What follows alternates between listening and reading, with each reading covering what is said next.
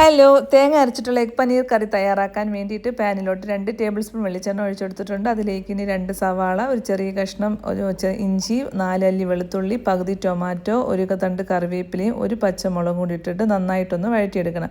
അപ്പോൾ കറിക്ക് തയ്യാറാക്കുന്നത് പോലെ ഒരുപാട് അങ്ങ് വഴറ്റിയെടുക്കേണ്ട ആവശ്യമില്ല. 5 മിനിറ്റ് ഒന്ന് സോട്ട് ചെയ്താൽ മതിയാകും. ഇത് അരപ്പ് തയ്യാറാക്കാനായിട്ട് 1 കപ്പ് തേങ്ങ എടുത്തിട്ടുണ്ട്. അതിലേക്ക് 1 ടീസ്പൂൺ പെരിഞ്ചീരകം, ഒരു ചെറിയ കഷ്ണം പട്ട, 4 ഏലക്ക, 1 ടീസ്പൂൺ മഞ്ഞൾപ്പൊടി, 1 ടീസ്പൂൺ മുളക് പൊടി, 1 ടീസ്പൂൺ മല്ലിപ്പൊടി, പിന്നെ ഒരു 2 പീസ് ചെറിയ ഉള്ളി, എന്നിട്ട് ആവശ്യത്തിന് വെള്ളം ഒഴിച്ച് നല്ല പേസ്റ്റാക്കി ഒന്ന് അരച്ചെടുക്കണം. അപ്പോൾ നമ്മൾ സവാളയൊക്കെ ഒന്ന് വഴറ്റാനായിട്ട് വെച്ചിട്ടുണ്ട്. അത്യാവശ്യം വഴണ്ട് വന്നിട്ടുണ്ട്. അതിലോട്ട് ഇനി നമുക്ക് പൊട്ടറ്റോ ചേർത്ത് കൊടുക്കാം. 2 പൊട്ടറ്റോ ചെറുതായിട്ട് കട്ട് ചെയ്ത് അതിലേക്ക് വേവിക്കാൻ വേണ്ടിയിട്ട് വെന്ത് വരാനുള്ള വെള്ളം ഒഴിച്ചിട്ടൊന്ന് വേവിച്ചെടുക്കണം. ആവശ്യത്തിനുള്ള ഉപ്പ് ഇട്ടിട്ട് അടച്ച് വെച്ച് വേവിച്ചെടുക്കാം.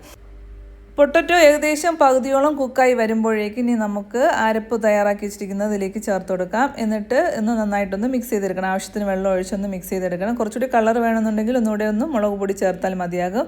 അപ്പോൾ അതൊന്ന് കുക്കായി വരുന്ന സമയം കൊണ്ട് നമുക്കിനി പനീറൊന്ന് ബട്ടറിലൊന്ന് ടോസ്റ്റ് ചെയ്തെടുക്കണം. അപ്പോൾ അതിനായിട്ട് 1 ടേബിൾ സ്പൂൺ ബട്ടർ ചേർത്ത് കൊടുത്തിട്ട് 100 ഗ്രാം പനീറൊന്ന് ഇതിലേക്ക് ഇട്ടെടുത്തിട്ട് നന്നായിട്ടൊന്ന് ടോസ്റ്റ് ചെയ്തെടുക്കണം.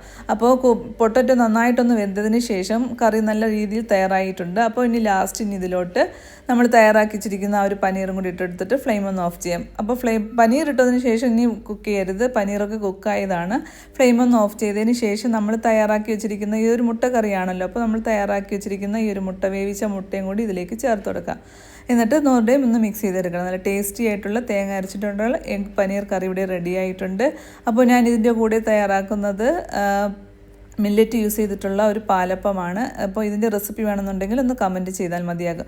അപ്പോൾ നമ്മൾ സാധാരണ പാലപ്പം തയ്യാറാക്കുന്ന അതേ ടേസ്റ്റ് തന്നെയാണ് ഈ ഒരു മില്ലറ്റ് യൂസ് ചെയ്തിട്ടുള്ള ഈ ഒരു പാലപ്പം എന്ന് പറയുന്നത്. വളരെ ഹെൽത്തിയാണ്.